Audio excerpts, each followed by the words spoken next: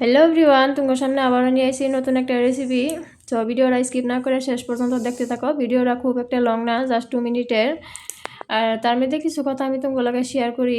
যারা মানে যাই নাও মূর্খ ওয়া সাজে, ওই রকম মানে মানুষ আছে যে দেখো একটা মেয়ারে তার বাবা মা কোনোদিনও শিখাই দেয় না যে শ্বশুর বাড়ি যে মানে খারাপ কিছু করার জন্য শিখাই দেয় না কোনোদিনও। কারণ বাবা মা কোনোদিনও এইটা ভাইবা মেয়েরে বিয়া দেয় না যে আমার মেয়েরা আজকে বিয়া দিমু 2 মাস পরে 1 মাস পরে ঘুরাই নিয়ে আমু। ওইরকম ধরনের বাবা মা আছে বলে মনে হয় না আমার।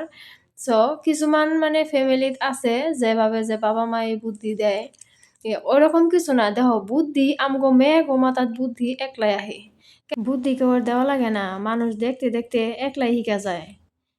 একজন বউ বাড়িত আইয়াই কিন্তু তোমার লগে তর্ক করে না বা শ্বশুরবাড়ির লোকের লগে কোনো মানে খারাপ আচরণ করে না। সে যখন নাকি ২-৩ বছর ৫-৬ বছর পার হয়, দেহে যে না এই মানুষগুলা কোনোদিনও মানে চেঞ্জ হইব না। যেরকম ঐরকমই থাকবো।